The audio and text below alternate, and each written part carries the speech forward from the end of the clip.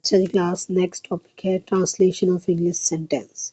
आपको English sentence दिया जाएगा पेपर में और आपने उसको जो है वो प्रोपोजिशन में लॉजिक में कन्वर्ट करना है और फिर जो आपसे सवाल पूछा जाएगा वो आपने करना है। जैसे एग्जांपल आप देखें, ये एक इंग्लिश सेंटेंस है।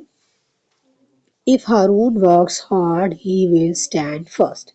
पहले हम अपने सेंटेंस के ना पोर्शन कर लेंगे। अब इसका दो पोर्शन हम बनते हैं इसके।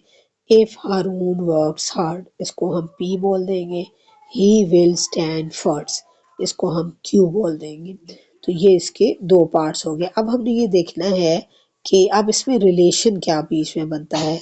क्या इसमें हमें और लगाना चाहिए, एंड लगाना चाहिए, क्या लगाना चाहिए, ठीक है।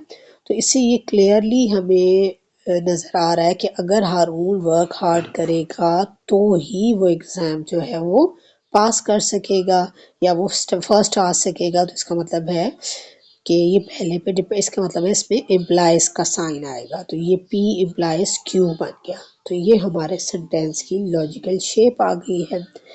अब हमने इसी शेप को देख के सारा काम करना है जो जो हमसे पूछा गया।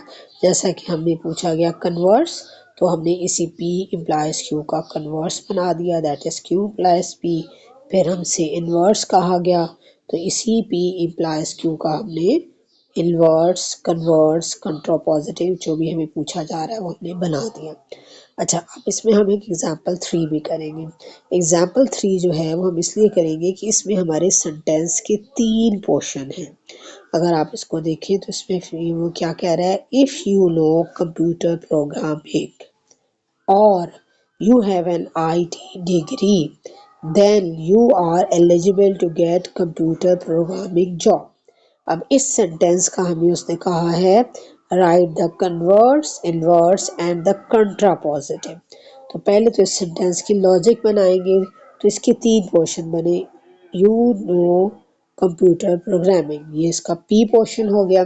अगर आप उसको देखो तो उसके बाद लिखा हुआ है और, तो और का तो सिंबल है हमारी लॉजिक्स में, हमने वो सिंबल डाल देना। You have an IT teacher, ये हमारा दूसरा पार्ट हो गया, इसको हमने बोल देना है क्यू। अच्छा, देन के लिए आपको पता है हम इम्प्लाइज का वर्ड यूज करते हैं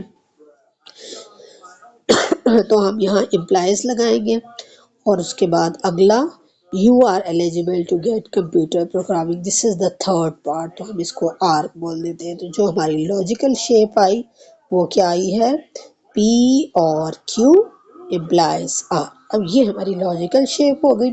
इस शेप को हमने कन्वर्ट किया, कन्वर्ट्स, इन्वर्स, कंट्रापॉजिटिव। अब ये बीच में बड़ी थ्योरी लिखी है ना, दिस इज अ बुक, ये आपको समझाने के लिए लिखी हुई है। लेकिन जब आपने अभी कॉपी पे करना है तो बस आपने ये लॉजिक बनाई, कन्वर्स की हेडिंग दी, नीचे ऐसी लॉजिक का कन्वर्स बना दिया, उसको आपने एक्सप्लेन कैसे करना है सेंटेंस शेप में। इन्वर्स बनाया, फिर उसको सेंटेंस शेप में एक्सप्लेन किया, कंट्रापॉजिटिव बनाया और उसको सेंटेंस शेप में।